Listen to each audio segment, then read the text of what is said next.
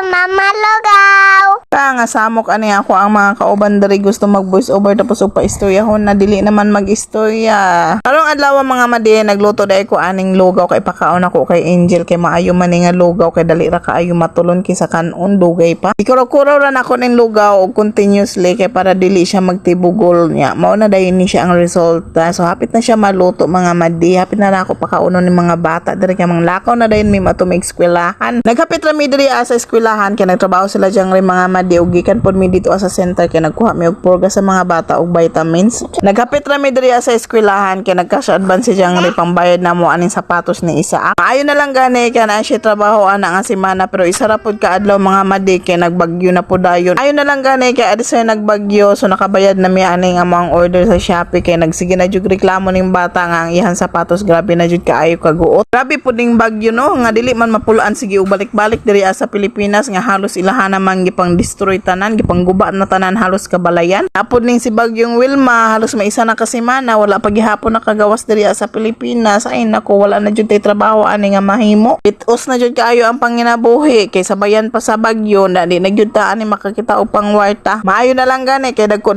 na ni mga piso na mo diri ang amo ang mga alaga so makaihaw-ihaw na pud mi diri kay wala lagi tay sudan kay nagbinagyo man lagi ang kalibutan. Dili po ta makapalit og sudan sa gawas kay lagi walay trabaho kay nagsige og inulan nya di wala po tay kwarta. Samtang napainit pa ko og tubig mga madi para mahimulbulan ni ato ang manok so tan-awa si Angel gidudulaan pa niya ang piso. Makaihaw na lang tagahat aning piso tungod kay wala lagi tay pampalit og sudan. Kay tungod pod sa panahon nga sige og inulan impas jud ang piso ani karon mahurot jud ni. Ug samtang nagatiman si Jangre sa piso mga madi so ako po nagbuhat pud ko diri og kape namo kay nahotdan na mi og kape mga madi so nagbuhat na lang ko og native coffee. Gitistingan na nako ni ako ang gipagaling nga bugas sa mga madi so mao ni na niyang itsura sa imuon ako nga kape. Samtang ako nang gikuraw-kuraw diha nya nagkadugay nagpilit na manuon ni ako ang gihimo nga kape nya mao na dayon ni siya ang resulta. Kinahanglan jud nato siya sunogon mga madi kay para mugawas ang ihang pagkaitom ug mao na dayon ni ako na dayon siyang gitistingan. So imo na siyang timplahon mga madi kinahanglan pud nimo na siya sa laon kay ngano lain man jud siya sa anang sapnot siya imnon ug naa siya ingana kinahanglan sa laon sa nimo siya para lami ang imuhang pag-inom. Nawon jud natong maayo ning ato ang gibuhat diri ang kape mga madi kay lain baya pud ato nang imnon nga sapnot di ba para makuha pud nato ang ihang texture ani pero lami baya siya mga madi. Labi na karon nga nagsigi og ulan tungod aning bagyo ay lami kaayo maghigop-higop og kape nya na dayon tay ginamos nya saging or balanghoy ba kaya o di ba lami na kaayo ato ang pangmerienda sa hapon. Mao na akong giingon mga madi saging ginamos nya katulad ato ang native nga kape. Lami gyud magkaon-kaon og bisag unsa basta mag-inulan ang panahon. Pagawas na unta ning bagyo diri sa Pilipinas ug diri ara taman. Daghang salamat sa pagtan-aw.